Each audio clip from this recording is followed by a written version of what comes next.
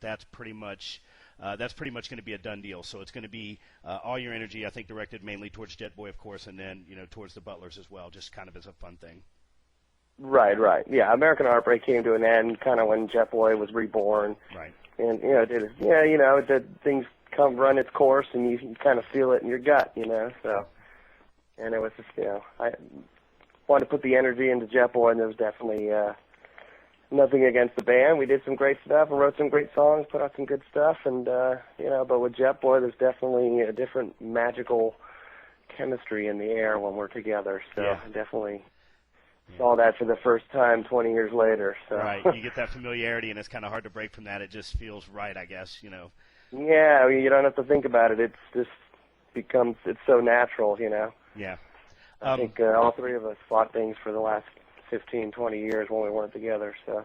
Well, I hope that you guys are together for much longer, and hope that the new album is a success, and of course the new EP as well.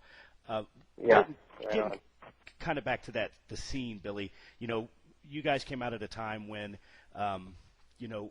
you've said in interviews that it was kind of the second wave of the LA glam scene, where it was more you and Poison, and maybe Dokken and the Crew and Black and Blue and those guys had already kind of launched. But was wondering about some of your influences, because it was always hard to put a finger on that type of glam music. Was it punk? Was it punk rock? Was it more Bowie, or was it more Sabbath? Exactly how it was. Wondering who your influences were, certainly in music in general, and specifically on guitar, Billy. Right. Yeah. Well, influence-wise, I grew up, Ace Frehley and Kiss and Aerosmith and AC/DC, Cheap Trick, the Stones, into the Sex Pistols, the Clash, Generation X, and when Jet Boy started, I think for us it was, we had grown into all that, but there was also the new wave of what was new at the time, and for myself and Fern, when we started the band, it was really Hanoi Rocks. It was the band that really had this cool underground, they were rock, but yet they were punk, they were glam, and with just the two of us were just highly attracted to it, visually and musically, and that's really what launched, the next wave of what was going on. And I could say the same for Guns N' Roses and Poison and Faster Pussycat and the bands that did come out of that next wave, because that really was the common band that thread through all of us that we were all into and pretty much nicked ideas from. Yeah, you would be surprised at people that I talk to, Billy, and how many people point to Hanoi Rocks as a one of the cornerstones of what they base their band on, or their sound, or their look, whatever it was. I think that I'm starting to find myself coming into the Hanoi Rocks thing a little bit late. I was more the right. The brand name, glam back in the 80s, but starting to come into them late. You can certainly understand why a lot of people drew from them. Yeah, they were very influential, and they were cutting edge at the time, and they had a bit, they were like, they just had a bit of everything, Right. in them. So, there were other bands as well, like Kix was another band that was a big influence on us, and that I felt, still feel should have more recognition than they do, Sure. What about new bands now, Billy? Is there anybody that stands out over the past, decade or so as far as bands that you feel like you could listen to without vomiting or whatever? Oh, yeah. Like most of the bands. Yeah, it's not like it was before, but I think it's also, a lot of it has to do with your age and where you are in life and all that. But for me, I've always followed, through the 90s. I really didn't get into the grunge stuff. I got more into the, Rancid and Green Day and stuff like that, and sure. early Marilyn Manson.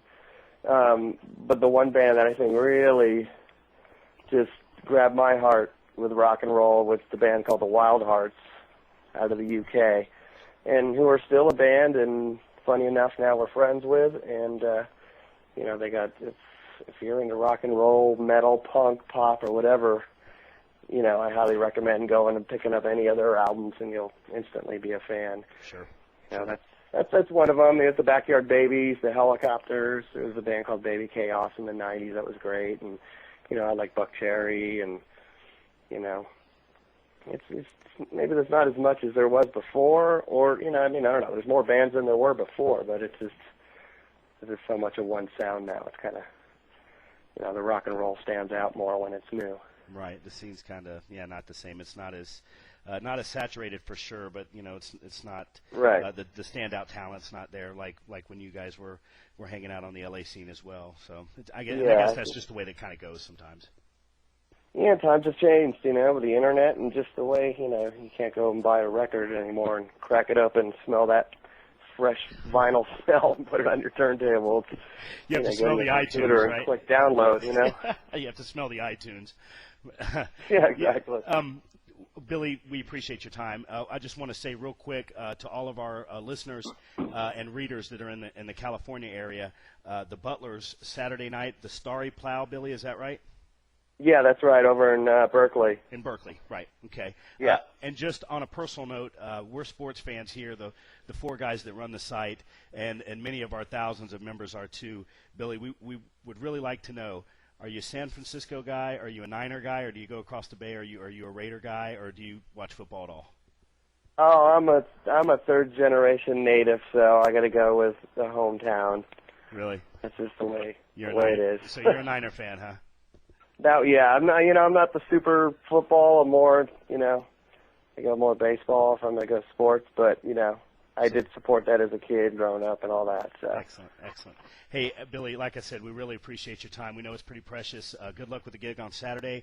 And on a personal note, and branching out and doing these things, we're starting to find out, Billy, that some people call you back a few days later. Some people call you back or write back a week later. Some people don't do it at all. And I really want to say, if you could extend from me to Chelsea a big thanks, because she was right on top of everything and really, really helped me out a lot. So if you could. Awesome. Yeah, she's beyond great. So I tell you what, she was Johnny on the spot all the time, and she really gave a good account of herself for you guys. So good luck with the new EP. Good luck with the new album. We're going to push it around here as much as we can, Billy.